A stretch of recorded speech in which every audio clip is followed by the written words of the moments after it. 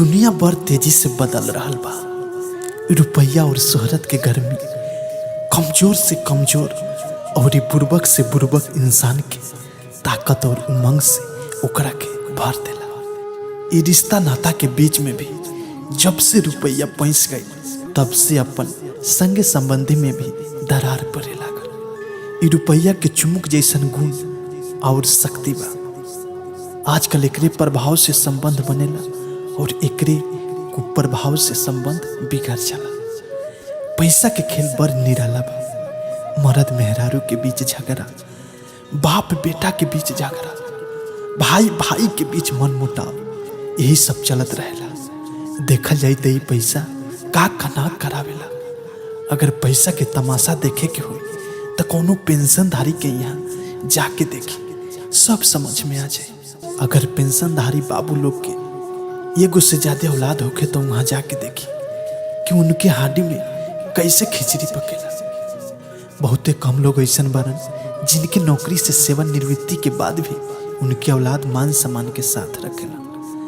कबो मौका मिले तो गांव में घूम के पेंशनधारी बड़ बुजुर्ग से जाके तनिक भेंट मुलाकात करी। रौरा लोगन की दुनियादारी और संबंध सब समझ में आ जाए। हमरा कहे के मतलब ये बा कि पैसा के कारण लोग एक से एक कर्म और एक से एक कुकर्म करे खातिर तैयार रहेला, जबकि उनके पता बा कि कितनो हाय मैया कइला से कोनो फायदा नहीं के।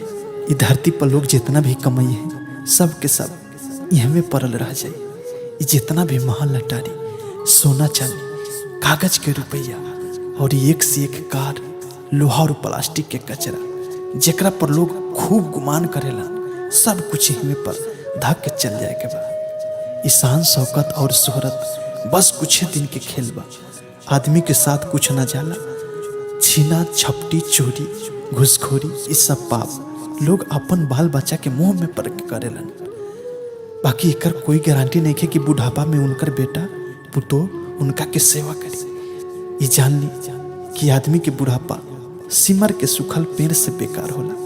जिनके आसपास एगो छोटकी चिड़ै भी जाए से कतरा ले। बेटा चाहे जैसन होके, बाकी माई बाप हमेशा उनकी भलाई चाहेलन। उतना चाहेलन कि बेटा बहुत रुपया कमाए और खूब शोहरत हासिल करे। केहू केहू के योग में त ऐसन बाप महतारी बरन जे चाहेलन कि दुनिया के सब धन दौलत हड़प के बेटा पोता के बाद अगिल का पीढ़ी दर पीढ़ी के खातिर जमा करते। उनका ये पता नहीं है कि पुत्र अगर कुपुत्र हो जाए तब बड़का से बड़का खजाना खाली हुए में तनिको देर न लगे। कई एक घर ऐसनो बा जिनके यहाँ सब भरल पुरल बा। बेटा सब विदेश में रहेला, बाकी माई बाबू के समय पर दूगो सूखल रोटियो देवे वाला नहीं खे। बचपन में जे बाप महतारी खुद न खा के एक एक और अपन दिल के टुकड़ा खातिर बचा के रखेला। उनका ये पता नहीं कि रुपया और शोहरत खातिर बेटा उनखरा के छोड़ छाड़ के विदेश में बस जाए। ऐसा रुपया और शोहरत कौना काम। ऐसा धनवान बेटा से अच्छा तो वो गरीब बेटा होला जे मेहनत मजदूरी कई के अपन बाप माई के पेट भरेलन और मरते दम तक उनके साथ साथ रहेला।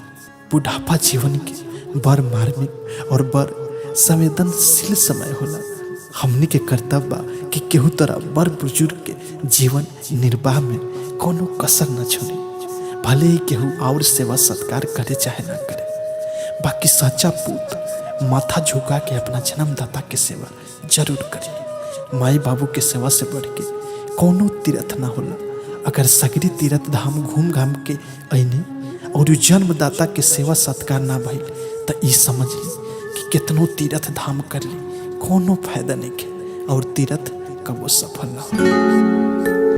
अगर ये कहानी आप सबके पसंद आई हुई तो आप सब हमारे चैनल के सब्सक्राइब करी, लाइक करी, शेयर करी, कमेंट करी, ढेर सारा प्यार आशीर्वाद दी। धन्यवाद।